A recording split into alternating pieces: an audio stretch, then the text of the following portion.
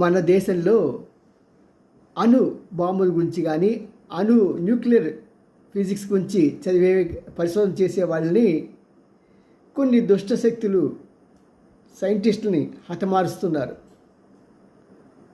From the beginning, ఈరోజు కొత్త కాదు. మన అణుశాస్త్రానికి పితామహుడైనటువంటి హోమీ బాబా దగ్గర నుంచి ఈ 2-3 సంవత్సరాల క్రితం మనకు జరిగిన ఈ మరణాల వరకు అన్నిటి వెనుక కూడా ఫారిన్ కుటిల ప్రయత్నాలు, వాళ్ళు చేసే దారుణాలు, వాళ్ళు చేసే భారత వ్యతిరేక పనులు మూలంగానే జరుగుతున్నాయి. మరి ఒకసారి జాగ్రత్తగా పరిశీలించామంటే అణు శాస్త్రంలో ఎంతమంది ఎలా చనిపోతున్నారో ఒకసారి పెద్ద పెద్ద వాళ్ళ గురించి మనం ఒకసారి మాట్లాడుకుందాం. చూడండి,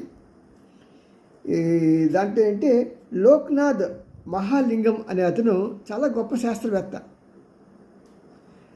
అలాంటి వ్యక్తి అతను ఈ రేడియం వాటి గురించి పరిశీలిస్తున్న సమయంలో మంచి ఇన్వెన్షన్స్ చేసిన సమయంలో ఎవరికి తెలియకుండా అదృశ్యమైపోయాడండి. ఎవరు తెలియదు ఎక్కడ ఉన్నాడో ఏంటో, బతికే ఉన్నాడో చనిపోయాడో తెలియదు. ఆ తర్వాత ఈ యొక్క బ్యాక్ ఎక్స్పర్ట్ ఒక అతను ఉన్నాడు, ఆయన పేరు రవి. ఇతను కూడా ల్యాబొరేటరీలో పరిశోధన చేస్తుంటే ల్యాబొరేటరీ మొత్తం కాలిపోయిందండి. ల్యాబొరేటరీ మొత్తం కాలిపోయింది. దాంతోపాటు అతను చనిపోయాడు. జరుగుతుందా అంత కేర్ చేసుకోవటం సైంటిస్టులు? ఒక పకడ్బందీ ప్రణాళిక ప్రకారం చేసింది మారణ హోమం.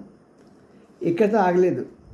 ఈ థోరియం గురించి పరిశోధించినటువంటి ఉమాకాంత్, అభిషేకం అనే వాళ్ళు కూడా వాడు పని మీద వెళ్తూ పనిచేస్తుండగా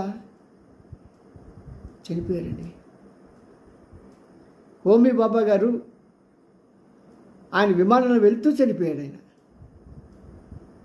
లాల్ బహదూర్ శాస్త్రి గారు అప్పుడే హోమీ బాబా గారు ఇట్లా మనం పరీక్ష జరుపుదాం అన్న సమయంలో టాష్కెంట్లో ఆయన చంపేశారు.